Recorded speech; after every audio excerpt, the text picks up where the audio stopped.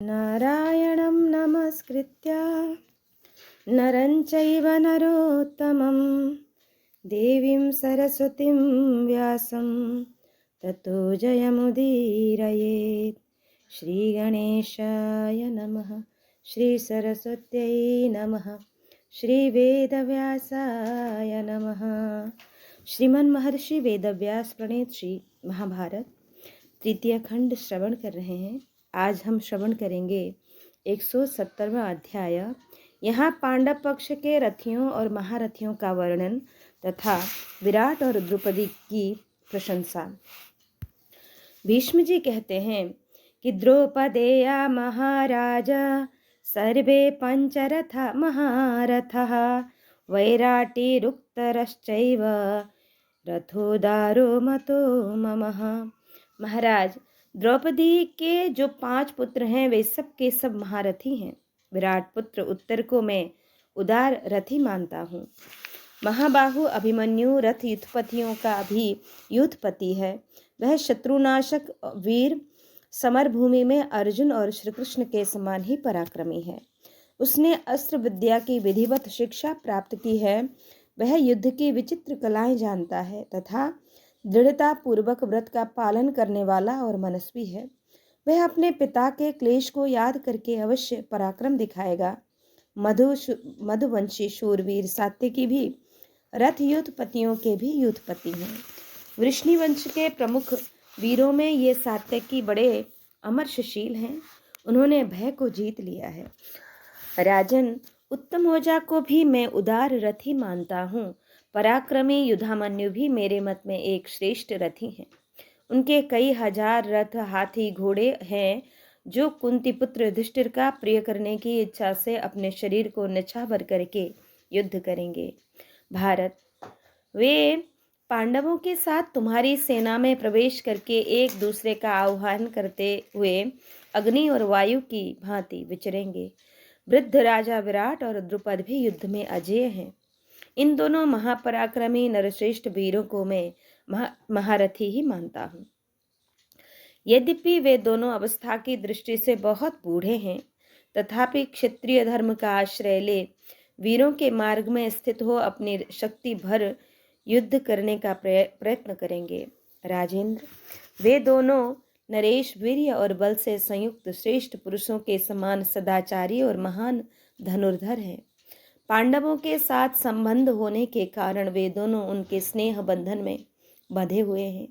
कुरुश्रेष्ठ, कोई कारण पाकर प्रायः सभी महाबाहु मानव शूर अथवा कायर हो जाते हैं, परंतु दृढ़ता पूर्वक धनुष धारण करने वाले राजा विराट और द्रुपद एकमात्र वीर पथ का आश्रय ले चुके हैं। वे अपने प्राणों का त्याग करके भी पूरी शक्ति से तुम्हारी सेना के साथ टक्कर लेंगे। वे दोनों युद्ध में बड़े भयंकर हैं, अतः अपने संबंध की रक्षा करते हुए पृथक पृथक अक्षौहिणी सेना साथ लिए महान पराक्रम करेंगे। भारत, अपने विश्वास और सम्मान की रक्षा करते हुए शरीर की परवाह न करके युद्ध भूमि में महान पुरुषार्थ प्रकट करेंगे।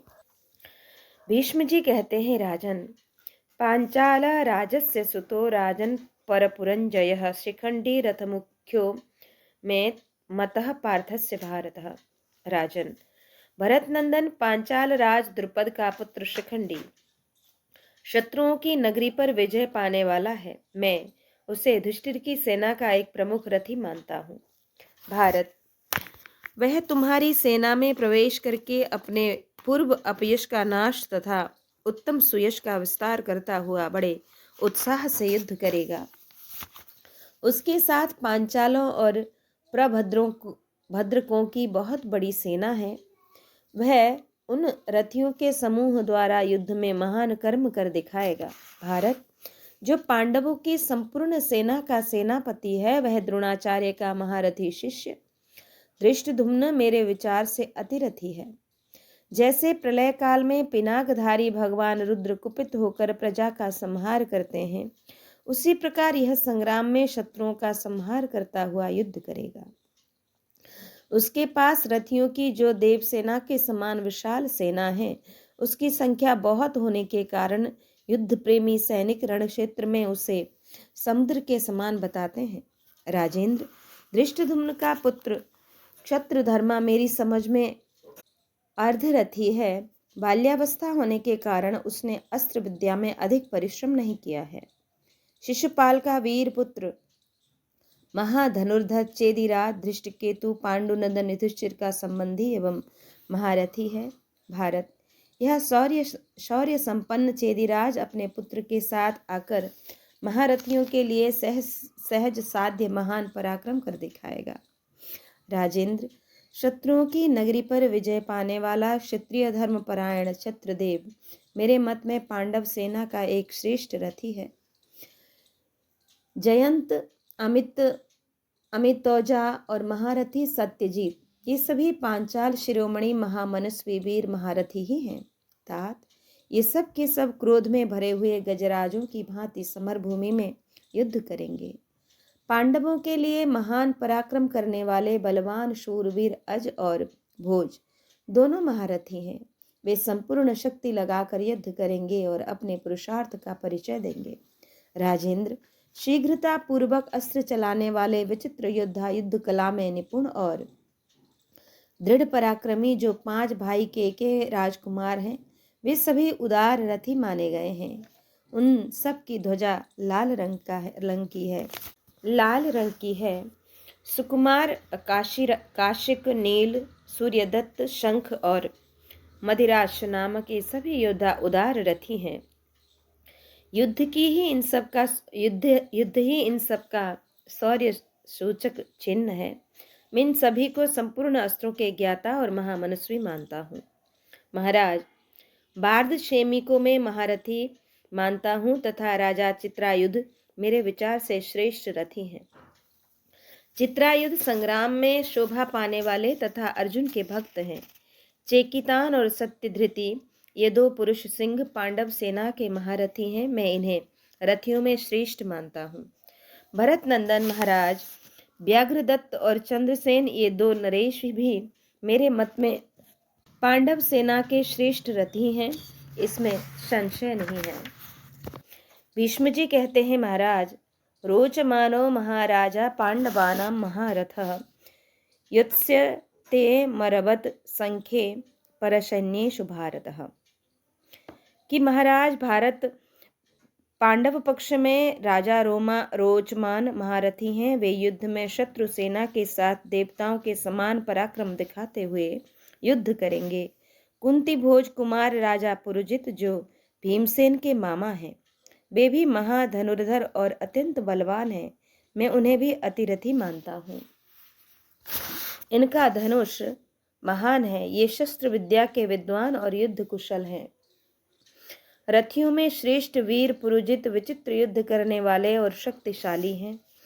जैसे इंद्र दानवों के साथ पराक्रम पूर्वक युद्ध करते हैं, उसी प्रकार वे भी शत्रुओं के साथ युद्ध करेंगे। उनके साथ जो सैनिक आए हैं, वे सभी युद्ध की कला में निपुण और विख्यात वीर हैं। वीर पुरुजित पांडवों के प्रिय एवं हित में तत्पर हो अपने भांजे के लिए युद्ध में महान कर्म करेंगे। महाराज, भीमसेन और हिडिंबा का पुत्र राक्षस राज घटोत्कच बड़ा मायावी है। वह मेरे मत में रथ युद्धपतियों का भी युद्धपति है। उसको युद्ध करना बहुत प्रिय है। तात, वह मायावी राक्षस रणभूमि में उत्साहपूर्वक युद्ध करेगा। उसके साथ जो वीर राक्षस एवं सचिव हैं, वे सब उसी के वश में रहने वाले हैं।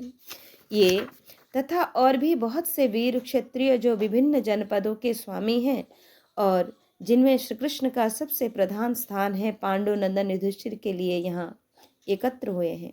राजन, ये महात्मा पांडुनंदन युधिष्ठिर के मुख्य रथी हैं। अतिरथी और अर्धरथी यहाँ बताए गए हैं। नरेश्वर, देवराज इंद्र के समान तेजस्वी किरीटधारी वीरवर अर्जुन के द्वारा सुरक्षित हुई युधिष्ठिर की भयंकर सेना का ये उपर्युक्त वीर समरांगण में संचालन करेंगे। वीर, मैं तुम्हारी ओर से रणभूमि में उन मायाविता और विजयाभिलाषी पांडव वीरों के साथ अपनी विजय अथवा मृत्यु की आकांक्षा लेकर युद्ध करूंगा। वसुदेव नंदन श्री कृष्ण और अर्जुन रथियों में श्रेष्ठ हैं। वे क्रमशः सुदर्शन चक्र और गांडीव धनुष धारण करते हैं। वे संध्या कालीन सूर्य और चंद्रमा की भांति परस्पर मिलकर जब युद्ध में पधारेंगे, उस समय मैं उनका सामना करूंगा। पांडुपुत्र युधिष्ठिर के और भी जो श्रेष्ठ रथी सैनिक हैं, उनका और उनकी सेनाओं का मैं युद्ध के मुहाने पर सामना करूंगा। राजन, इस प्रकार मैंने तुम्हारे इन मुख्य मुख्य रथियों और अतिरथियों का वर्णन किया है। इसके सिवा जो कोई अर्धरथी हैं, उनका भी परिचय दिया है। कौरवेंद्र, इसी प्रकार पांडव पक्ष के भी रथी आदि का अधिक दर्शन कराया गया है। भारत, अर्जुन, श्री कृष्ण तथा अन्य जो भूपाल हैं, मैं उनमें से जितनों को देखूंगा उन सबको आगे बढ़ने से रोक दूंगा। परंतु महाबाहो, पांचाल राजकुमार शिखंडी को धनुष पर बाण चढ़ाए युद्ध में अपना सामना करते देखकर भी मैं नहीं मारूंगा। सारा जगत यह जानता है कि मैं मिले हुए राज्य को पिता का प्रिय करने की इच्छा से ठुकराकर ब्रह्मचर्य के पालन में दृढ़ता पूर्वक लग गया। माता सत्यवती के ज्येष्ठ पुत्र चित्रांगद को कौरवों के राज्य पर और बालक विचित्रवीर्य को युवराज के पद पर अभिषिक्त कर दिया था। संपूर्ण भूमंडल में समस्त राजाओं के यहाँ अपने देवव्रत स्वरूप की ख्याति कराकर मैं कभी भी किसी स्त्री को अथवा जो पहले स्त्री रहा हो उस पुरुष को भी नहीं मार सकता। राजन, शायद तुम्हारे सुनने में आया होगा, शिखंडी पहले स्त्री रूप में ही उत्पन्न हुआ था। भारत, पहले कन्या होकर वह फिर पुरुष हो गया था, इसलिए मैं उससे युद्ध नहीं करूंगा। भारत श्रेष्ठ, मैं अन्य सब राजाओं को जिन्हें युद्ध में पाऊंगा मारूंगा, परंतु कुंती के पुत्रों का वध कदापि नहीं करूंगा। दुर्योधन ने पूछा कि किमर्थम भरत श्रेष्ठ नैव हन्यः शिखंडिनम उद्यतेषु मथो दृष्ट्वा समरेष्वात तायिनम, कि भरत श्रेष्ठ, जब शिखंडी धनुष बाण उठाए समर में आतताई की भांति आपको मारने आएगा, उस समय उसे इस रूप में देखकर भी आप क्यों नहीं मारेंगे। महाबाहु गंगानंदन, पितामह, आप पहले तो यह कह चुके हैं कि मैं सोमकों सहित पांचालों का वध करूंगा, फिर आप शिखंडी को छोड़ क्यों रहे हैं, मुझे यह बताइए। तब भीष्म जी ने कहा, शृणु दुर्योधन कथाम सहेभिर वसुधाधिपौ, कि यदर्थम युधि संप्रेक्ष्य नाहम हन्याम शिखंडिनम। दुर्योधन, मैं जिस कारण से सम्रांगण में प्रहार करते देखकर भी शिखंडी को नहीं मारूंगा, उसकी कथा कहता हूँ इन भूमिपालों के साथ, सुनो। भरत श्रेष्ठ, मेरे धर्मात्मा पिता लोक विख्यात महाराज शांतनु का जब निधन हो गया, उस समय अपनी प्रतिज्ञा का पालन करते हुए मैंने भाई चित्रांगद को इस महान राज्य पर अभिषिक्त कर दिया था। तदंतर जब चित्रांगद की भी मृत्यु हो गई, तब माता सत्यवती की सम्मति से मैंने विधिपूर्वक विचित्रवीर्य का राजा के पद पर अभिषिक्त किया। और राजेंद्र, छोटे होने पर भी मेरे द्वारा अभिषिक्त होकर धर्मात्मा विचित्रवीर्य धर्मतः मेरी ही ओर देखा करते थे, अर्थात मेरी सम्मति से ही सारा राजकार्य करते थे। राजेंद्र, तब मैंने अपने योग्य कुल से कन्या लाकर उनका विवाह करने का निश्चय किया। महाबाहो, उन्हीं दिनों मैंने सुना कि काशीराज की 3 कन्याएं हैं, जो सब की सब अप्रतिम रूप सौंदर्य से सुशोभित हैं, और वे स्वयंवर सभा में स्वयं ही पति का चुनाव करने वाली हैं। उनके नाम हैं अम्बा, अंबिका और अंबालिका। भरत श्रेष्ठ, राजेंद्र, उन तीनों के स्वयंवर के लिए भूमंडल के संपूर्ण नरेश आमंत्रित किए गए थे। उनमें अम्बा सबसे बड़ी थी, अंबिका मझली और राजकन्या अंबालिका सबसे छोटी थी। स्वयंवर का समाचार पाकर मैं एक ही रथ के द्वारा काशीराज के नगर में गया। महाबाहो, वहां पहुंचकर मैंने वस्त्राभूषणों से अलंकृत हुई उन 3 कन्याओं को देखा। पृथ्वीपते, वहां उसी समय आमंत्रित होकर आए हुए संपूर्ण राजाओं पर भी मेरी दृष्टि पड़ी थी। भरत श्रेष्ठ, तदंतर मैंने युद्ध के लिए खड़े हुए उन समस्त राजाओं को ललकार कर उन तीनों कन्याओं को अपने रथ पर बैठा लिया। पराक्रम ही इन कन्याओं का शुल्क है, यह जानकर उन्हें रथ पर चढ़ा लेने के पश्चात मैंने वहां आए हुए समस्त भूपालों से कहा, नरश्रेष्ठ राजाओं, शांतनु पुत्र भीष्म इन 3 कन्याओं का अपहरण कर रहा है। तुम सब लोग पूरी शक्ति लगाकर इन्हें छुड़ाने का प्रयत्न करो, क्योंकि मैं तुम्हारे देखते देखते बलपूर्वक इन्हें लिए जाता हूँ। इस बात को मैंने बारंबार दोहराया और फिर वे महिपाल कुपित हो हाथ में हथियार लिए टूट पड़े और अपने सारथियों को रथ तैयार करो, रथ तैयार करो, इस प्रकार आदेश देने लगे।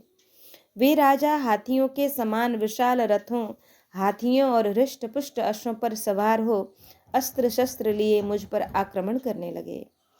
उनमें से कितने ही हाथियों पर सवार होकर युद्ध करने वाले थे। प्रजानाथ, तदंतर उन सब नरेशों ने विशाल रथ समूह द्वारा मुझे सब ओर से घेर लिया। तब मैंने भी बाणों की वर्षा करके चारों ओर से उनकी प्रगति रोक दी, और जैसे देवराज इंद्र दानवों पर विजय पाते हैं, उसी प्रकार मैंने भी उन सब नरेशों को जीत लिया। भरत श्रेष्ठ, जिस समय उन्होंने आक्रमण किया उसी समय मैंने प्रज्वलित बाणों द्वारा हंसते हंसते उनके स्वर्ण भूषित विचित्र ध्वजों को काट गिराया। फिर एक एक बाण मारकर मैंने समरभूमि में उनके घोड़ों, हाथियों और सारथियों को भी धराशायी कर दिया। मेरे हाथों की भय फुर्ती देखकर वे पीछे हटने और भागने लगे। वे सब भूपाल नतमस्तक हो गए और मेरी प्रशंसा करने लगे। तत्पश्चात मैं राजाओं को परास्त करके उन सबको वहीं छोड़ 3 कन्याओं को साथ ले हस्तिनापुर में आया। महाबाहु भरत नंदन, फिर मैंने उन कन्याओं को अपने भाई से ब्याहने के लिए माता सत्यवती को सौंप दिया और अपना भय पराक्रम भी उन्हें बताया। भीष्म जी कहते हैं, भरत श्रेष्ठ, तदंतर मैंने वीर जननी दाशराज की कन्या माता सत्यवती के पास जाकर उनके चरणों में प्रणाम करके इस प्रकार कहा, माँ, ये काशीराज की कन्याएं हैं। पराक्रम ही इनका शुल्क था, इसलिए मैं समस्त राजाओं को जीतकर भाई विचित्र वीर्य के लिए इन्हें हर लाया हूँ। नरेश्वर, यह सुनकर माता सत्यवती के नेत्रों में हर्ष के आंसू छलक आए। उन्होंने मेरा मस्तक सूंघकर प्रसन्नता पूर्वक कहा, बेटा, बड़े सौभाग्य की बात है कि तुम विजयी हुए। सत्यवती की अनुमति से जब विवाह का कार्य उपस्थित हुआ, तब काशीराज की ज्येष्ठ पुत्री अम्बा ने कुछ लज्जित होकर मुझसे कहा, भीष्म, तुम धर्म के ज्ञाता और संपूर्ण शास्त्रों के ज्ञान में निपुण हो। मेरी बात सुनकर मेरे साथ धर्मपूर्ण वर्ताव करना चाहिए। मैंने अपने मन से पहले शाल्वराज को अपना पति चुन लिया है और उन्होंने भी एकांत में मेरा वर्ण कर लिया है। यह पहले की बात है, जो मेरे पिता को भी ज्ञात नहीं है। भीष्म, मैं दूसरे की कामना करने वाली राजकन्या हूँ। तुम विशेषतः कुरुवंशी होकर राजधर्म का उल्लंघन करके मुझे अपने घर में कैसे रखोगे? महाबाहु भरत श्रेष्ठ, अपनी बुद्धि और मन से इस विषय में निश्चित विचार करके तुम्हें जो उचित प्रतीत हो वही करना चाहिए। प्रजानाथ, शाल्वराज निश्चय ही मेरी प्रतीक्षा करते होंगे, अतः कुरुश्रेष्ठ, तुम्हें मुझे उनकी सेवा में जाने की आज्ञा देनी चाहिए। धर्मात्माओं में श्रेष्ठ महाबाहुवीर, मुझ पर कृपा करो। मैंने सुना है कि इस पृथ्वी पर तुम सत्यव्रती महात्मा हो। भीष्म जी कहते हैं, नरेश्वर, तब मैंने माता गंधवती काली से आज्ञा ले मंत्रियों, ऋत्विजों तथा पुरोहितों से पूछकर बड़ी राजकुमारी अम्बा को जाने की आज्ञा दे दी। आज्ञा पाकर राजकन्या अम्बा वृद्ध ब्राह्मणों के संरक्षण में रहकर शाल्वराज के नगर की ओर गई। उसके साथ उसकी धाई भी थी। उस मार्ग को लांघकर वह राजा के यहाँ पहुंच गई और शाल्वराज से मिलकर इस प्रकार बोली, महाबाहो, महामते, मैं तुम्हारे पास ही आई हूँ। राजन, मैं सदा तुम्हारे प्रिय और हित में तत्पर रहने वाली हूँ। मुझे अपना कर आनंदित करो। नरेश्वर, मुझे धर्मानुसार ग्रहण करके धर्म के लिए अपने चरण में स्थान दो। मैंने मन ही मन सदा तुम्हारा ही चिंतन किया है और तुमने भी एकांत में मेरे साथ विवाह का प्रस्ताव किया था।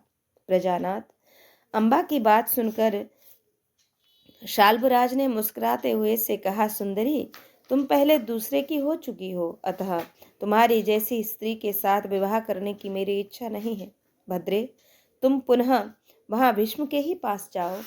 भीष्म ने तुम्हें बलपूर्वक पकड़ लिया था, अतः तुम्हें मैं अपनी पत्नी बनाना नहीं चाहता। भीष्म ने उस महायुद्ध में समस्त भूपालों को हराकर तुम्हें जीता है और तुम्हें उठाकर वे अपने साथ ले गए। तुम उस समय उनके साथ प्रसन्न थी। वरवर्णिनी, जो पहले और की हो चुकी हो, ऐसी स्त्री को मैं अपनी पत्नी बनाऊं, यह मेरी इच्छा नहीं है। जिस नारी पर पहले किसी दूसरे पुरुष का अधिकार हो गया हो, उसे सारी बातों को ठीक ठीक जानने वाला मेरे जैसा राजा, जो दूसरों को धर्म का उपदेश करता है, कैसे अपने घर में प्रविष्ट कराएगा? भद्रे, तुम्हारी जहाँ इच्छा हो चली जाओ, तुम्हारा यह समय यहाँ व्यर्थ न बीते। राजन, यह सुनकर कामदेव के बाणों से पीड़ित हुई अम्बा शाल्वराज से बोली, भूपाल, तुम किसी तरह भी ऐसी बातें मुंह से न निकालो। शत्रुसूदन, मैं भीष्म के साथ प्रसन्नता पूर्वक नहीं गई थी। उन्होंने समस्त राजाओं को खदेड़ कर बलपूर्वक मेरा अपहरण किया था और मैं रोती हुई ही उनके साथ गई थी। शाल्वराज, मैं निरपराध अबला हूँ, तुम्हारे प्रति अनुरक्त हूँ, मुझे स्वीकार करो, क्योंकि भक्तों का परित्याग किसी भी धर्म में अच्छा नहीं बताया गया है। युद्ध में कभी पीठ न दिखाने वाले गंगानंदन भीष्म से पूछकर उनकी आज्ञा लेकर अत्यंत उत्कंठा के साथ मैं यहाँ आई हूँ। राजन, महाबाहु भीष्म मुझे नहीं चाहते। उनका यह आयोजन अपने भाई के विवाह के लिए था, ऐसा मैंने सुना है। नरेश्वर, भीष्म जिन मेरी दो बहनों अंबिका और अंबालिका को हर कर ले गए थे, उन्हें उन्होंने अपने छोटे भाई विचित्रवीर्य को ब्याह दिया है। पुरुष सिंह, शाल्वराज, मैं अपना मस्तक छूकर कहती हूँ, तुम्हारे सिवा दूसरे किसी वर का मैं किसी प्रकार भी चिंतन नहीं करती हूँ। राजेंद्र शाल्व, मुझ पर किसी भी दूसरे पुरुष का पहले कभी अधिकार नहीं रहा है। मैं स्वेच्छा पूर्वक पहले पहल तुम्हारी ही सेवा में उपस्थित हुई हूँ। यह मैं सत्य कहती हूँ और इस सत्य के द्वारा ही इस शरीर की शपथ खाती हूँ। विशाल नेत्रों वाले महाराज, मैंने आज से पहले किसी दूसरे पुरुष को अपना पति नहीं समझा है। मैं तुम्हारी कृपा की अभिलाषा रखती हूँ। स्वयं ही अपनी सेवा में उपस्थित हुई मुझ कुमारी कन्या को धर्म पत्नी के रूप में स्वीकार कीजिए। भरत श्रेष्ठ, इस प्रकार अनुनय विनय करती हुई काशीराज की उस कन्या को शाल्व ने उसी प्रकार त्याग दिया जैसे सर्प पुरानी केचुल को छोड़ देता है। भरत भूषण इस तरह नाना प्रकार के वचनों द्वारा बार बार याचना करने पर भी शाल्वराज ने उस कन्या की बातों पर विश्वास नहीं किया। तब काशीराज की ज्येष्ठ पुत्री अम्बा क्रोध एवं दुख से व्यप्त हो नेत्रों से आंसू बहाती हुई अश्रु गदगद वाणी में बोली, राजन, यदि मेरी कही हुई बात निश्चित रूप से सत्य हो तो तुमसे परित्यक्त होने पर मैं जहाँ जहाँ जाऊं वहाँ वहाँ साधु पुरुष मुझे सहारा देने वाले हों। कुरुनंदन, राजकन्या अम्बा करुण स्वर से विलाप करती हुई इसी प्रकार कितनी ही बातें कहती रही, परंतु शाल्वराज ने उससे सर्वथा त्याग दिया। शाल्व ने बारंबार उससे कहा, शुश्रोणी, तुम जाओ, चली जाओ, मैं भीष्म से डरता हूँ, तुम भीष्म के द्वारा ग्रहण की हुई हो। अदूरदर्शी शाल्व के ऐसा कहने पर अम्बा कुकरी की भांति दीन भाव से रुदन करती हुई उस नगर से निकल गई। भीष्म जी कहते हैं, राजन, नगर से निकलते समय वह दुखिनी नारी इस प्रकार चिंता करने लगी, इस पृथ्वी पर कोई भी ऐसी युवती नहीं होगी जो मेरे समान भारी संकट में पड़ गई होगी। भाई बंधुओं से तो दूर हो ही गई हूँ, राजा शाल्व ने भी मुझे त्याग दिया है। अब मैं हस्तिनापुर में भी नहीं जा सकती, क्योंकि शाल्व के अनुराग को कारण बताकर मैंने भीष्म से यहाँ आने की आज्ञा ली थी। अब मैं अपनी ही निंदा करूं या उस दुर्जय वीर भीष्म को कोसूं, अथवा अपने मूढ़ पिता को दोष दूं जिन्होंने मेरा स्वयंवर किया। मेरे द्वारा सबसे बड़ा दोष यह हुआ है कि पूर्व काल में जिस समय वह भयंकर युद्ध चल रहा था, उस समय मैं शाल्व के लिए भीष्म के रथ से कूद नहीं पड़ी। उसी का यह फल प्राप्त हुआ है मैं एक मूर्ख स्त्री की भांति भारी आपत्ति में पड़ गई हूँ। भीष्म को धिक्कार है। विवेक शून्य हृदय वाले मेरे मंद बुद्धि पिता को भी धिक्कार है, जिन्होंने पराक्रम का शुल्क नियत करके मुझे बाजारू स्त्री की भांति जन समूह में निकलने की आज्ञा दी। मुझे धिक्कार है, शाल्वराज को धिक्कार है और विधाता को भी धिक्कार है, जिनकी दुर्नीतियों से मैं इस भारी विपत्ति में फंस गई हूँ। मनुष्य सर्वथा वही पाता है जो उसके भाग्य में होता है। मुझ पर जो यह अन्याय हुआ है उसका मुख्य कारण शांतनु नंदन भीष्म है। अतः इस समय तपस्या अथवा युद्ध के द्वारा भीष्म से ही बदला लेना मुझे उचित दिखाई देता है, क्योंकि मेरे दुख के प्रधान कारण वे ही हैं। परंतु कौन ऐसा राजा है जो युद्ध के द्वारा भीष्म को परास्त कर सके? ऐसा निश्चय करके वह नगर से बाहर चली गई। उसने पुण्यशील महात्मा तपस्वियों के आश्रम पर जाकर वहीं वह रात बिताई। उस आश्रम में तपस्वी लोगों ने उस सब ओर से घेर कर उसकी रक्षा की थी।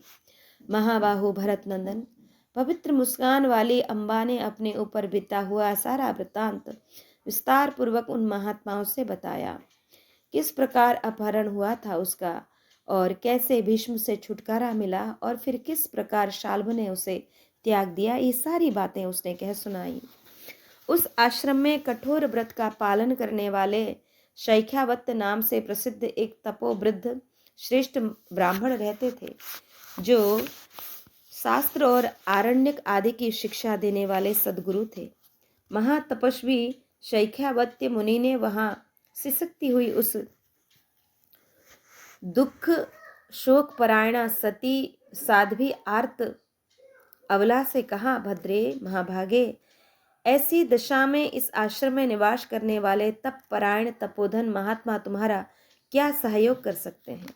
राजन, तब अम्बा ने उनसे कहा, भगवान मुझ पर अनुग्रह कीजिए। मैं सन्यासियों का साधर्म पालन करना चाहती हूँ। यहाँ रहकर दुष्कर तपस्या करूंगी।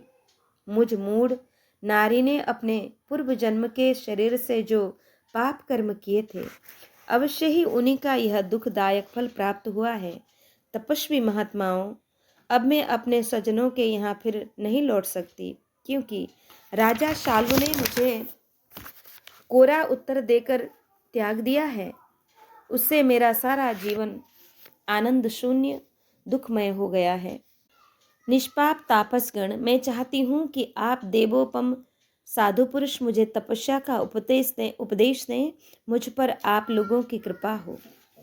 तब शैखावत मुनि ने लौकिक दृष्टांतों, शास्त्रीय वचनों तथा युक्तियों द्वारा उस कन्या को आश्वासन देकर धैर्य बंधाया और ब्राह्मणों के साथ मिलकर उसके कार्य साधना के लिए प्रयत्न करने की प्रतिज्ञा की। भीष्म जी कहते हैं, तदंतर कि ततस्ते तापसः सर्वे कार्यवंतो भवंस्तदा ताम कन्या चिंतयन्तस्ते किम कार्यमिति धर्मिणः। वे सब धर्मात्मा तपस्वी उस कन्या के विषय में चिंतन करने लगे और यह सोचने लगे कि अब क्या करना चाहिए। उस समय वे उसके लिए कुछ करने को उद्यत थे। कुछ तपस्वी यह कहने लगे कि इस राजकन्या को पिता के घर पहुंचा दिया जाए। कुछ तापसों ने मुझे उलाहना देने का निश्चय किया। कुछ लोग यह सम्मति प्रकट करने लगे कि चलकर शाल्वराज को बाध्य करना चाहिए कि वह इसे स्वीकार कर ले, और कुछ लोगों ने यह निश्चय प्रकट किया था कि ऐसा होना संभव नहीं है, क्योंकि उसने इस कन्या को कोरा उत्तर देकर ग्रहण करने से इनकार कर दिया है। भद्रे, ऐसी स्थिति में मनुष्य तापस क्या कर सकते हैं? ऐसा कहकर वे कठोर व्रत का पालन करने वाले सभी तापस उस राजकन्या से फिर बोले, भद्रे, घर त्याग कर सन्यासियों के से धर्म चरण में संलग्न होने की आवश्यकता नहीं है। तुम हमारा हित कर वचन सुनो, तुम्हारा कल्याण हो। यहाँ से पिता के घर को ही चली जाओ। इसके बाद जो आवश्यक कार्य होगा उसे तुम्हारे पिता काशीराज सोचे समझेंगे। कल्याणी, तुम वहाँ संपूर्ण सर्वगुण संपूर्ण होकर सुख से रह सकोगी। भद्रे, तुम्हारे लिए पिता का आश्रय लेना जैसा न्याय संगत है, वैसा दूसरा कोई सहारा नहीं है। वरवर्णिनी, नारी के लिए पति अथवा पिता ही गति आश्रय है। सुख की परिस्थिति में नारी के लिए पति आश्रय होता है और संकट काल में उसके लिए पिता का आश्रय लेना उत्तम है। विशेषतः तुम सुकुमारी हो, अतः तुम्हारे लिए यह प्रवर्ज्या गृहत्याग अत्यंत दुख साध्य है। भामिनी, एक तो तुम राजकुमारी और दूसरे स्वभावतः सुकुमारी हो, अतः सुंदरी, यहाँ आश्रम में तुम्हारे रहने से अनेक दोष प्रकट हो सकते हैं। पिता के घर में वे दोष नहीं प्राप्त होंगे।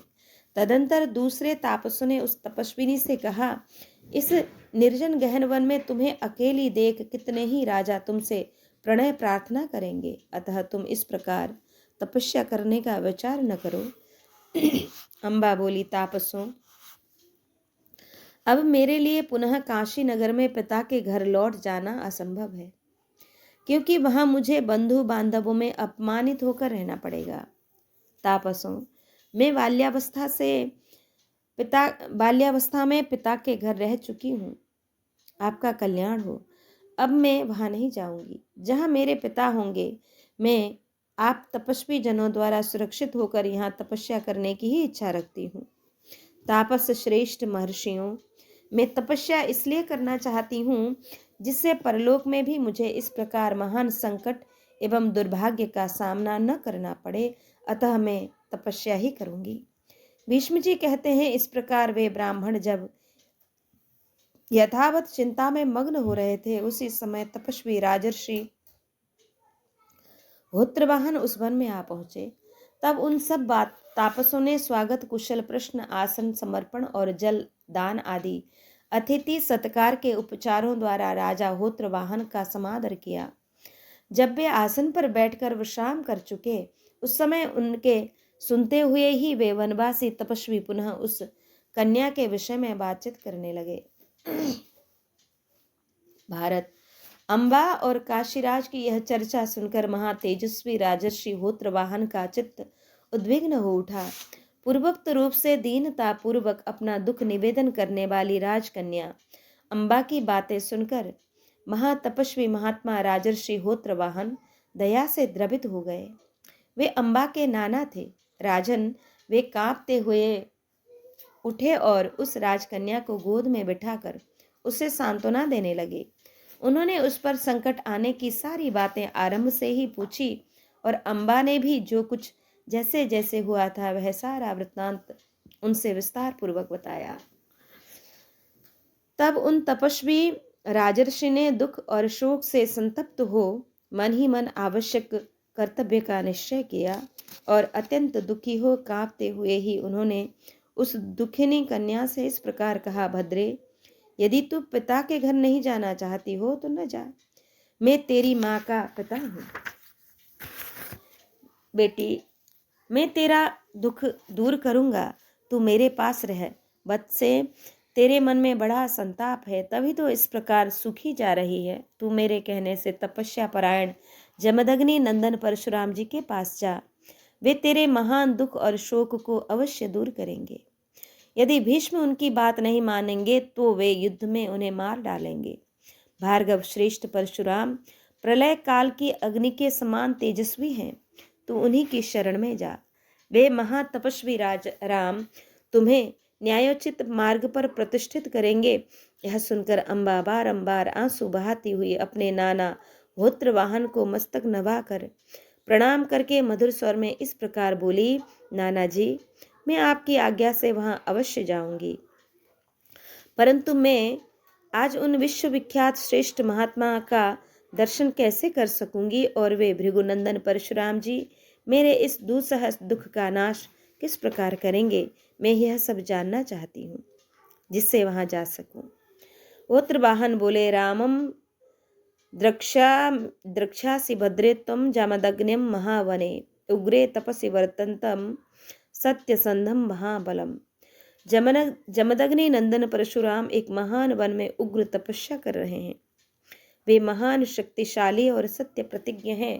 तुझे अवश्य ही उनका दर्शन प्राप्त होगा। परशुराम जी सदा पर्वत श्रेष्ठ महेंद्र पर रहा करते हैं। वहां वेदवेत्ता महर्षि गंधर्व तथा अप्सराओं का भी निवास है। बेटी, तेरा कल्याण हो, तू वहीं जा और उन दृढ़व्रती तपोधन महात्मा को अभिवादन करके पहले उनसे मेरी बात कहना। भद्रे, तत्पश्चात तेरे मन में जो अभिष्ट कार्य है वह सब उनसे निवेदन करना। मेरा नाम लेने पर परशुराम जी तेरा सब कार्य करेंगे।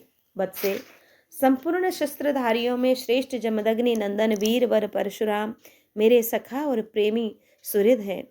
राजा होत्रवाहन जब राजकन्या अम्बा से इस प्रकार कह रहे थे, उसी समय परशुराम जी के प्रिय सेवक अकृत व्रण वहां प्रकट हुए। उन्हें देखते ही वे सहस्त्रों मुनि तथा सृंजय वंशी वयोवृद्ध राजा होत्रवाहन सभी उठकर खड़े हो गए। भरत श्रेष्ठ, तदंतर उनका आदर सत्कार किया गया। फिर वे वनवासी महर्षि एक दूसरे की ओर देखते हुए एक साथ उन्हें घेर कर बैठे। राजेंद्र, तत्पश्चात वे सब लोग प्रेम और हर्ष के साथ दिव्य धन्य एवं मनोरम वार्तालाप करने लगे।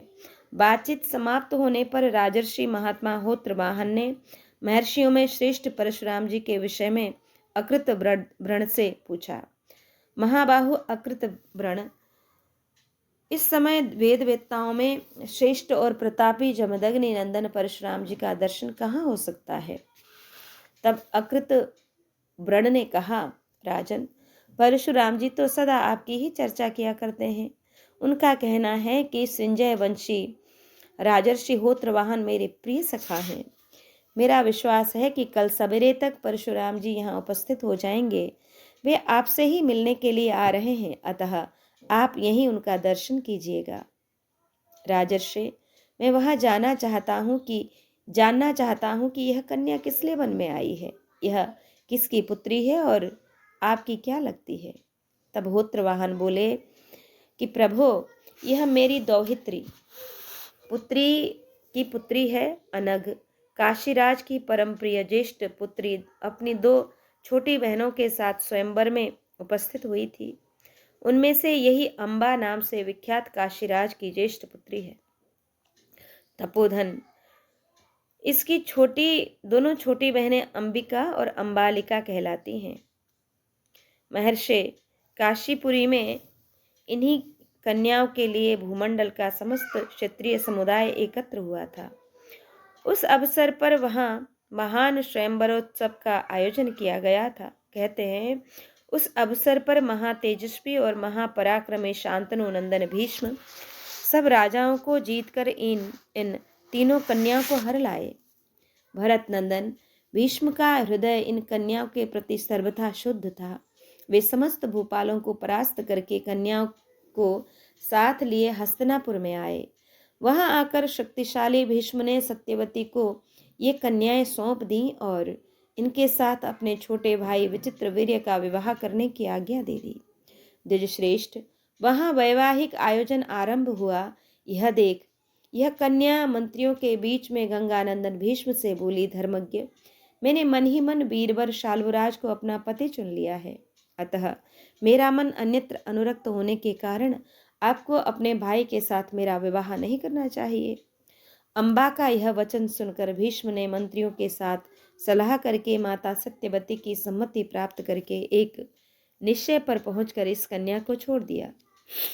भीष्म की आज्ञा पाकर यह कन्या मन ही मन अत्यंत प्रसन्न हो सौभ विमान के स्वामी शाल्व के यहाँ गई और वहां उस समय इस प्रकार बोली, नृपश्रेष्ठ, भीष्म ने मुझे छोड़ दिया है क्योंकि पूर्व काल में मैंने अपने मन से आपको ही पति चुन लिया था। अतः आप मुझे धर्म पालन का अवसर दें। शाल्वराज को इसके चरित्र पर संदेह हुआ, अतः उसने इसके प्रस्ताव को ठुकरा दिया। इस कारण तपस्या में अत्यंत अनुरक्त होकर यह इस तपोवन में आई है। इसके कुल का परिचय प्राप्त होने से मैंने इसे पहचाना है। यह अपने इस दुख की प्राप्ति में भीष्म को ही कारण मानती है। अम्बा बोली, भगवन, जैसा कि मेरी माता के पिता सृंजय वंशी महाराज होत्रवाहन ने कहा है, ठीक ऐसी ही मेरी परिस्थिति भी है। तपोधन, महामुने, लज्जा और अपमान के भय से अपने नगर को जाने के लिए मेरे मन में उत्साह नहीं है। भगवान द्विजश्रेष्ठ, अब भगवान परशुराम मुझसे जो कुछ कहेंगे वही मेरे लिए सर्वोत्तम कर्तव्य होगा, यही मैंने निश्चय किया है। अकृत व्रण बोले कि दुःखद्वयमिदं भद्रे कतरस्य चिकीर्षसि प्रति कर्तव्य मवले तत्त्वं वत्से वदस्व में। भद्रे, तुम्हें दुख देने वाले दो कारण हैं। भीष्म और शाल्व उपस्थित हैं। वत्से, तुम इन दोनों में से किससे बदला लेने की इच्छा रखती हो, यह मुझे बताओ। भद्रे, यदि तुम्हारा यह विचार हो कि सौपति शाल्वराज को ही विवाह के लिए विवश करना चाहिए, तो महात्मा परशुराम तुम्हारे हित की इच्छा से शाल्वराज को अवश्य इस कार्य में नियुक्त करेंगे। अथवा यदि तुम गंगा नंदन भीष्म को बुद्धिमान परशुराम जी के द्वारा युद्ध में पराजित देखना चाहती हो, तो वे महात्मा भार्गव यह भी कर सकते हैं। सुचिस्मिते, सृंजय वंशी राजा होत्रवाहन की बात सुनकर और अपना विचार प्रकट करके जो कार्य तुम्हें अत्यंत आवश्यक प्रतीत हो, उसका आज ही विचार कर लो।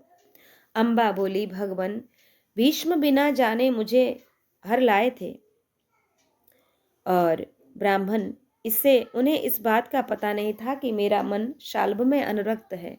इस बात पर मन ही मन विचार करके आप ही कुछ निश्चय करें और न्याय संगत प्रतीत हो वही कार्य करें। ब्राह्मण, कुरुश्रेष्ठ भीम के साथ अथवा शाल्बराज के साथ अथवा दोनों ही साथ जो उचित बर्ताव हो वह करें। मैंने अपने दुख के इस मूल कारण को यथार्थ रूप से निवेदन किया है। भगवान, अब आप अपनी युक्ति से ही इस विषय में न्यायोचित कार्य करें। तब अकृत व्रण बोले कि भद्रे, तुम जो इस प्रकार धर्मानुकूल बात कहती हो यही तुम्हारे लिए उचित है। वरवर्णिनी, अब मेरी यह बात सुनो। भीरु, यदि गंगानंदन भीष्म तुम्हें हस्तिनापुर न ले जाएं, तो राजा शाल्व परशुराम जी के कहने पर तुम्हें आदर पूर्वक स्वीकार कर लेता। परंतु भद्रे, भीष्म तुम्हें हरकर जीतकर अपने साथ ले गए। भामिनी, सुमध्य में यही कारण है कि शाल्वराज के मन में तुम्हारे प्रति संशय उत्पन्न हो गया। भीष्म को अपने पुरुषार्थ का अभिमान है और इस समय अपने विजय से उल्लसित हो रहे हैं और भीष्म से ही बदला लेना तुम्हारे लिए उचित होगा। अम्बा बोली, ब्राह्मण, मेरे मन में भी सदा यही इच्छा बनी रहती है कि मैं युद्ध में भीष्म का वध करा दूं। महाबाहो, आप भीष्म को या शाल्बराज को जिसे भी दोषी समझते हो उसी को दंड दीजिए, जिसके कारण मैं अत्यंत दुख में पड़ गई हूँ। भीष्म जी कहते हैं, भरत श्रेष्ठ, इस प्रकार बातचीत करते हुए उन सब लोगों का वह दिन बीत गया। दुखदायिनी सर्दी, गर्मी और हवा से युक्त रात भी वह समाप्त हो गई।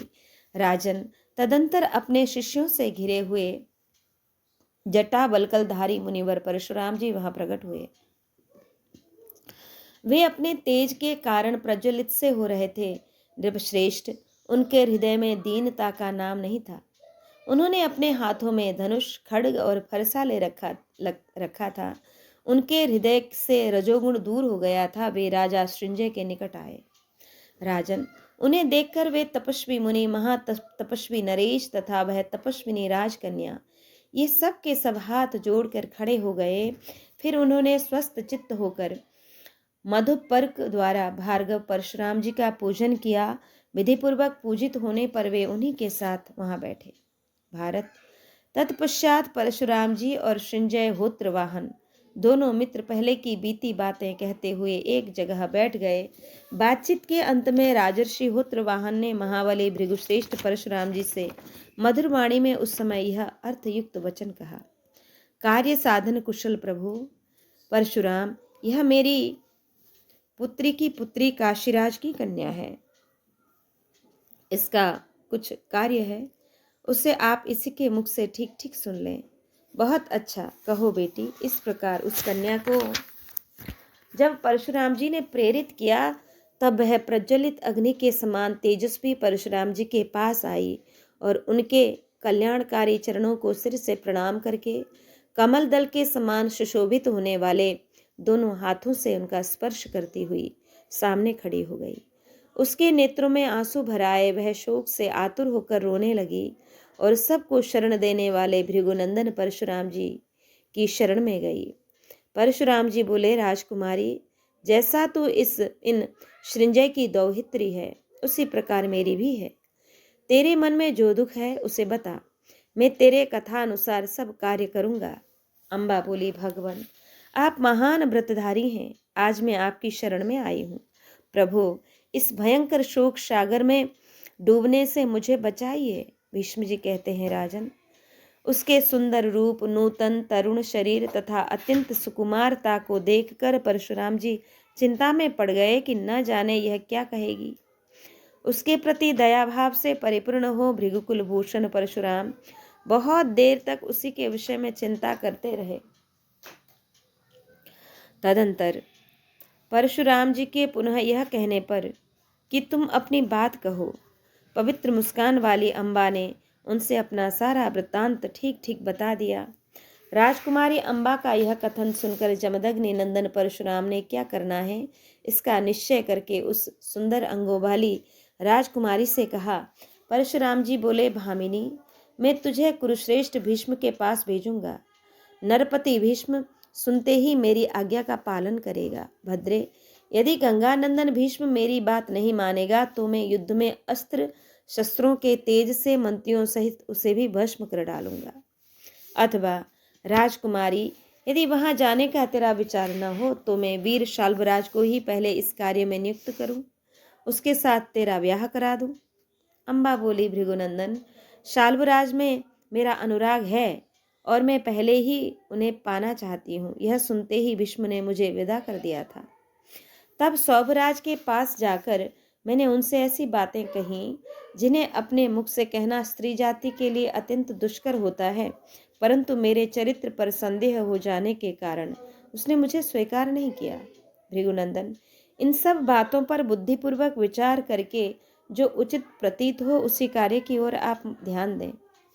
मेरी इस विपत्ति का मूल कारण महान व्रतधारी भीष्म है, जिसने उस समय बलपूर्वक मुझे उठाकर रथ पर रख लिया और इस प्रकार मुझे वश में करके वह हस्तिनापुर ले आया।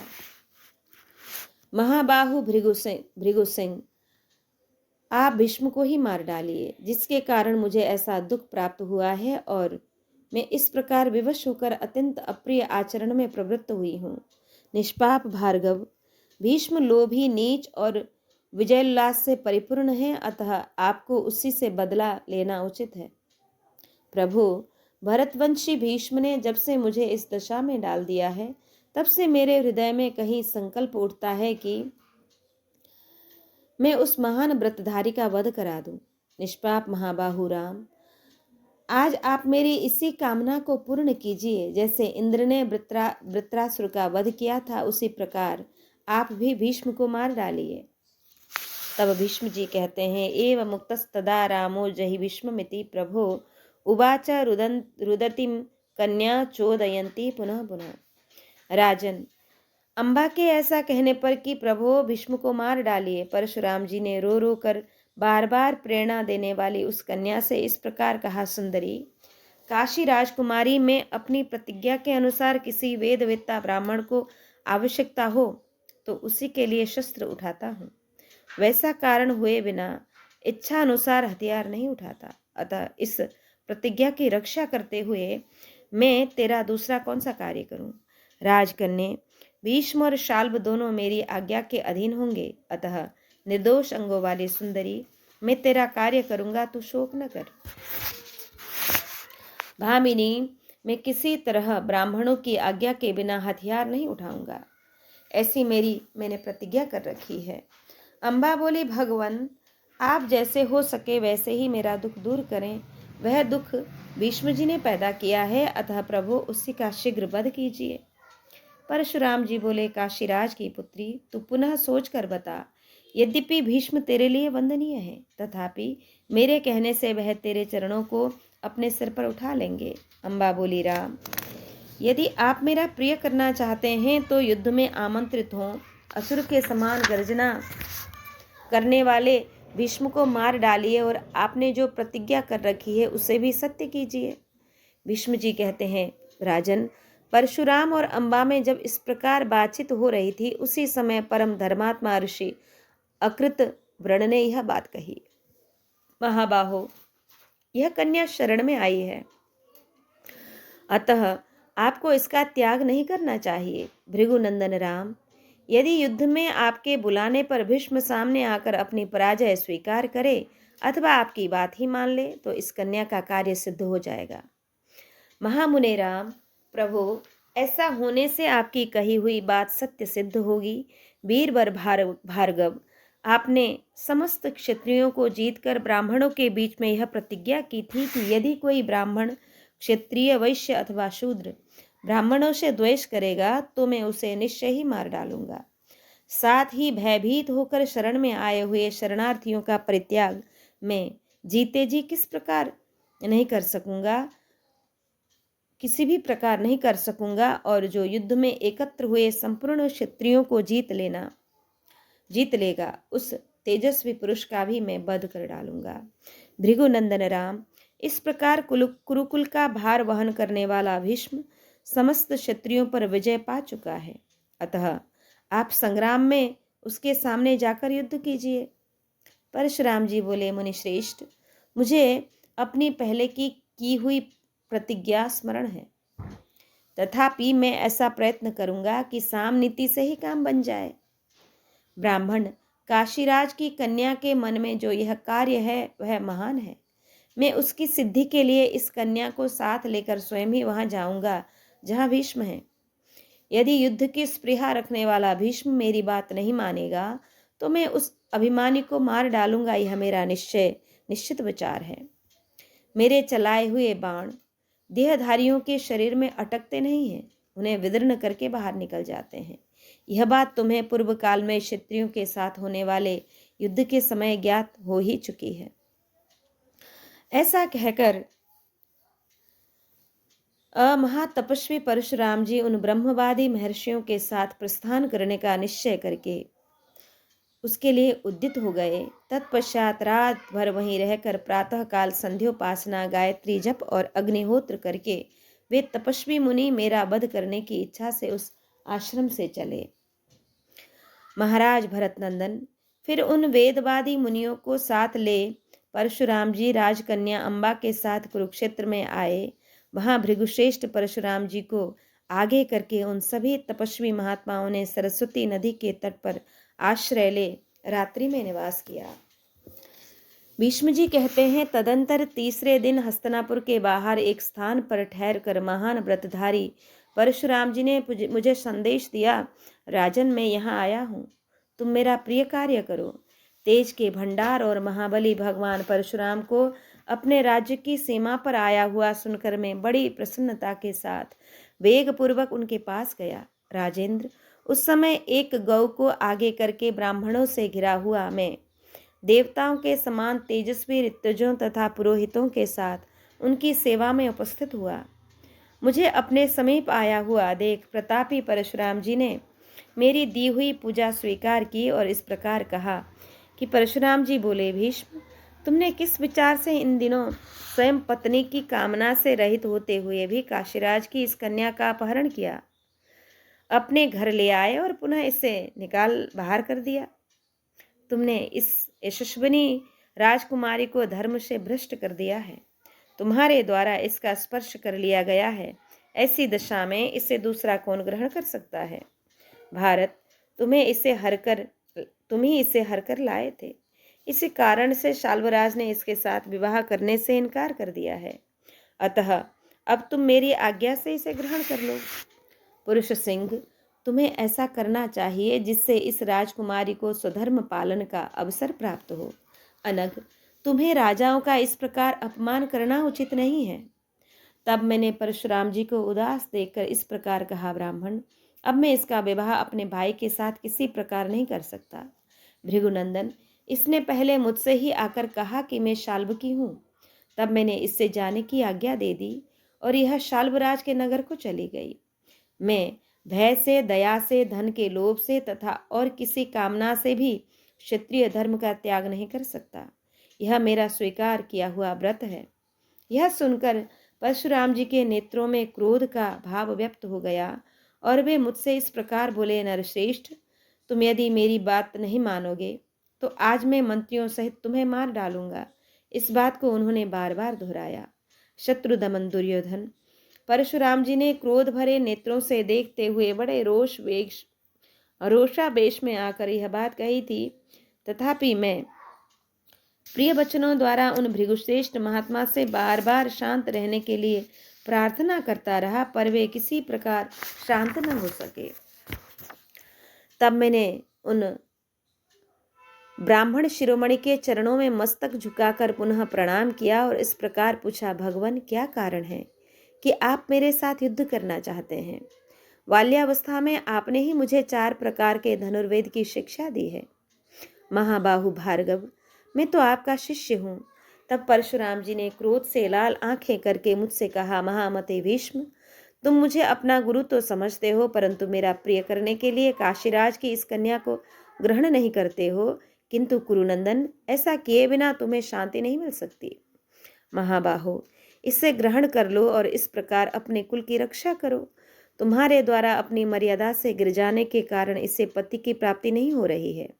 ऐसी बातें कहते हुए शत्रुनगर विजयी परशुराम जी से मैंने स्पष्ट कह दिया, ब्रह्मर्षि, अब फिर ऐसी बात नहीं हो सकती। इस विषय में आपके परिश्रम से क्या होगा?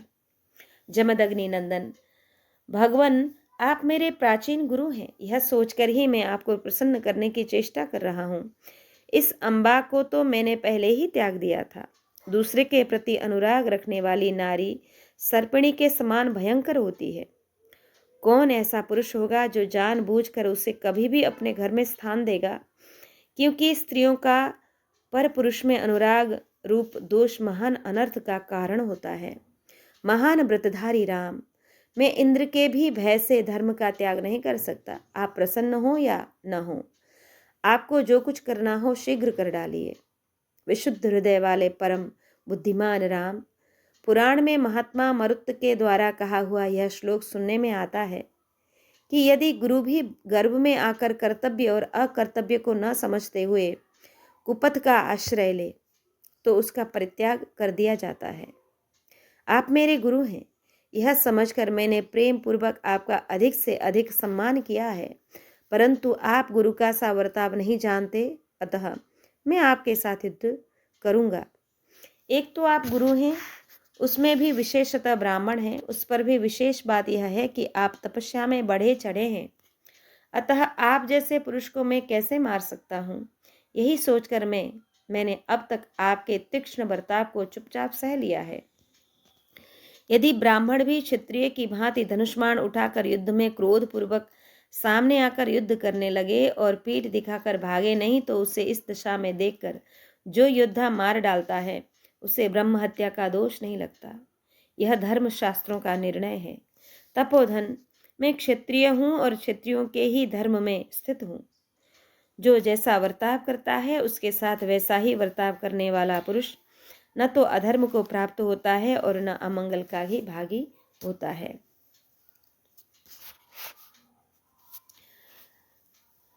कि अर्थ, लौकिक कृत्य और धर्म के विवेचन में कुशल तथा देश काल के तत्व को जानने वाला पुरुष यदि अर्थ के विषय में संशय उत्पन्न होने पर उसे छोड़कर संशय शून्य हृदय से केवल धर्म का ही अनुष्ठान करे तो वह श्रेष्ठ माना गया है। राम, अम्बा ग्रहण करने योग्य है या नहीं, यह संशयग्रस्त विषय है, तो भी आप इसे ग्रहण करने के लिए मुझसे न्यायोचित वर्ताव नहीं कर रहे हैं, इसलिए महान समरांगण में आपके साथ युद्ध करूंगा।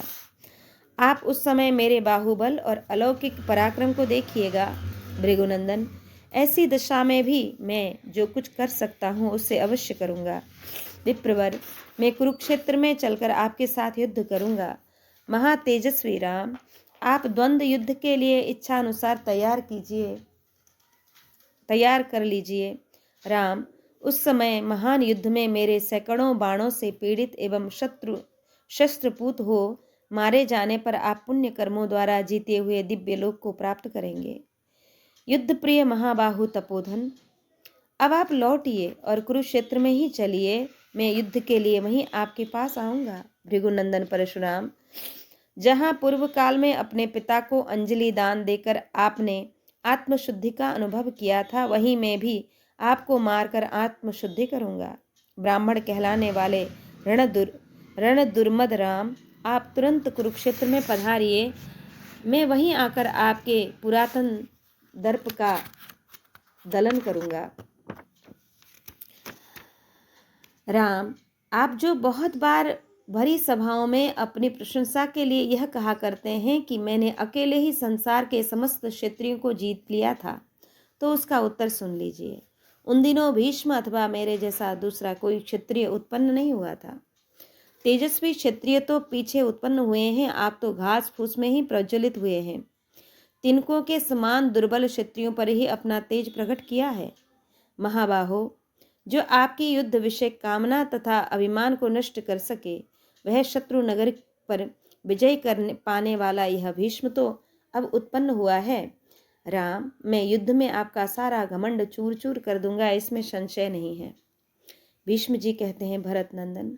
तब परशुराम जी ने मुझसे हंसते हुए से कहा, भीष्म, बड़े सौभाग्य की बात है कि तुम रण क्षेत्र में मेरे साथ युद्ध करना चाहते हो। कुरुनंदन, यह देखो, मैं तुम्हारे साथ युद्ध के लिए कुरुक्षेत्र में चलता हूँ, परंतप वहीं आओ, मैं तुम्हारा कथन पूरा करूंगा। वहां तुम्हारी माता गंगा तुम्हें मेरे हाथ से मरकर सैकड़ों बाणों से व्याप्त और कौओं, कंकों तथा गीधों का भोजन बना हुआ देखेंगी। राजन, तुम दीन हो, आज तुम्हें मेरे हाथ से मारा गया देख सिद्ध चारण सेवित गंगा देवी रुदन करें। यद्यपि वे महाभागा भगीरथ पुत्री पापहीना गंगा यह दुख देखने के योग्य नहीं है, तथापि जिन्होंने तुम जैसे युद्धकामी आतुर एवं मूर्ख पुत्र को जन्म दिया है, उन्हें यह कष्ट भोगना ही पड़ेगा। युद्ध की इच्छा रखने वाले मदोन्मत्त भीष्म, आओ मेरे साथ चलो। भरत श्रेष्ठ, कुरुनंदन, रथ आदि सारी सामग्री साथ ले लो। शत्रुओं की नगरी पर विजय पाने वाले परशुराम जी को इस प्रकार कहते देख मैंने मस्तक झुकाकर उन्हें प्रणाम किया और एवमस्तु कहकर उनकी आज्ञा स्वीकार की। ऐसा कहकर परशुराम जी युद्ध की इच्छा से कुरुक्षेत्र में गए और मैंने नगर में प्रवेश करके सत्यवती से यह सारा समाचार निवेदन किया। महातेजस्वी नरेश, उस समय स्वस्ति वाचन कराकर माता सत्यवती ने मेरा अभिनंदन किया और मैं ब्राह्मणों से पुण्य वाचन करा, उनसे कल्याणकारी आशीर्वाद ले सुंदर रजतमय रथ पर आरूढ़ हुआ। उस रथ में श्वेत रंग के घोड़े जुते हुए थे। उसमें सब प्रकार की आवश्यक सामग्री सुंदर ढंग से रखी गई थी। उसकी बैठक बहुत सुंदर थी। रथ के ऊपर व्याघ्र चर्म का आवरण लगाया गया था। वह रथ बड़े बड़े शस्त्रों तथा समस्त उपकरणों से संपन्न था। युद्ध में जिसका कार्य अनेक बार देख लिया गया था, ऐसे सुशिक्षित कुलीन वीर तथा अश्वशास्त्र के पंडित सारथी द्वारा उस रथ का संचालन और नियंत्रण होता था। भरत श्रेष्ठ, मैंने अपने शरीर पर श्वेत वर्ण का कवच धारण करके श्वेत धनुष हाथ में लेकर यात्रा की। नरेश्वर, उस समय मेरे मस्तक पर श्वेत छत्र तना हुआ था और मेरे दोनों ओर सफेद रंग के चमर डुलाए जाते थे। मेरे वस्त्र, मेरी पगड़ी और मेरे समस्त आभूषण श्वेत वर्ण के ही थे। विजय सूचक आशीर्वादों के साथ मेरी स्तुति की जा रही थी। भरत भूषण, उस अवस्था में मैं हस्तिनापुर से निकलकर कुरुक्षेत्र के सम्रांगण में गया। राजन, मेरे घोड़े मन और वायु के समान वेगशाली थे। सारथी के हाँकने पर उन्होंने बात ही बात में मुझे उस महान युद्ध के स्थान पर पहुंचा दिया। राजन, मैं तथा प्रतापी परशुराम जी दोनों कुरुक्षेत्र में पहुंचकर युद्ध के लिए सहसा एक दूसरे को पराक्रम दिखाने के लिए उद्यत हो गए। तदंतर मैं अत्यंत तपस्वी परशुराम जी की दृष्टि के सामने खड़ा हुआ और अपने श्रेष्ठ शंख को हाथ में लेकर जोर जोर से बजाने लगा। उस समय वहां बहुत से ब्राह्मण, वनवासी, तपस्वी तथा इंद्र सहित देवगण उस दिव्य युद्ध को देखने लगे। तदंतर इधर उधर से दिव्य मालाएं प्रकट होने लगीं और दिव्य वाद्य बज उठे। साथ ही सब ओर मेघों की घटाएं छा गईं। तदंतर परशुराम जी के साथ आए हुए वे सब तपस्वी उस संग्राम भूमि को सब ओर से घेर कर दर्शक बन गए। राजन, उस समय समस्त प्राणियों का हित चाहने वाली मेरी माता गंगा देवी स्वरूपतः प्रकट होकर बोली, बेटा, यह तो क्या करना चाहता है? कुरुश्रेष्ठ, मैं स्वयं जाकर जमदग्नि नंदन परशुराम जी से बारंबार याचना करूंगी कि आप अपने शिष्य भीष्म के साथ युद्ध न कीजिए। बेटा, तो ऐसा आग्रह कर। राजन, विप्रवर जमदग्नि नंदन परशुराम के साथ समर भूमि में युद्ध करने का हठ अच्छा नहीं है। ऐसा कहकर वे डांट बताने लगी। अंत में वे फिर बोली, बेटा, क्षत्रिय हंता परशुराम महादेव जी के समान महापराक्रमी हैं। अब तू उन्हें नहीं जानता जो उनके साथ युद्ध करना चाहता है। तब मैंने हाथ जोड़कर गंगा देवी को प्रणाम किया और स्वयंवर में जैसी घटना हुई थी वह सब वृतांत उनसे आद्योपांत कह सुनाया।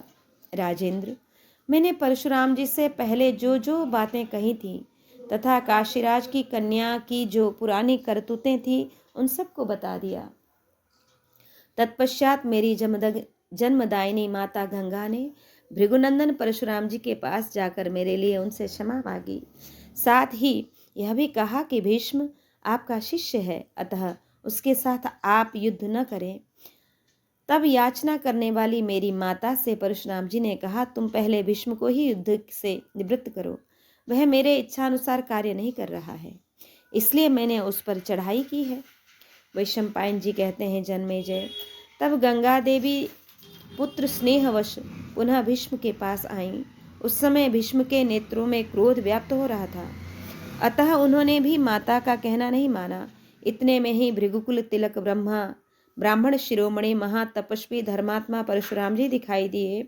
उन्होंने सामने आकर युद्ध के लिए भीष्म को ललकारा। इस प्रकार श्री महाभारत उद्योग पर्व के अंतर्गत अंबोपाख्यान पर्व में परशुराम और भीष्म का कुरुक्षेत्र में युद्ध के लिए अवतरण विषयक 178वां अध्याय यहाँ पूर्ण हुआ। आज के पारायण को यहाँ श्री ठाकुर जी के चरण कमल में अर्पित कर यहाँ विश्राम लेंगे। जय जय श्री राधे श्याम।